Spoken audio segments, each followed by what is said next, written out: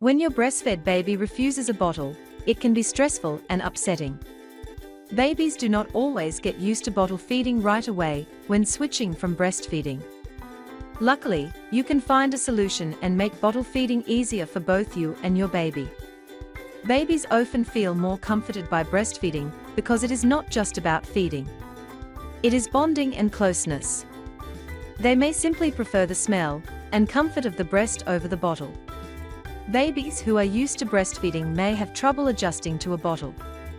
The bottle nipple feels different, and the baby may have trouble sucking from it.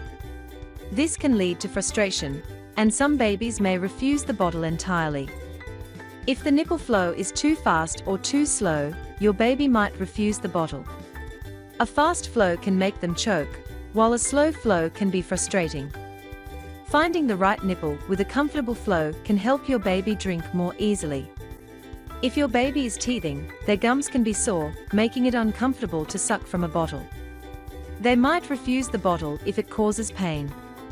Your baby might refuse the bottle if they are not hungry.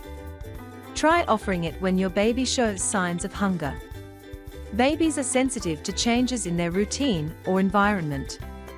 If they are stressed, tired, or in a new setting, they may refuse the bottle. Try to make the feeding environment calm and relaxing to help your baby feel more comfortable.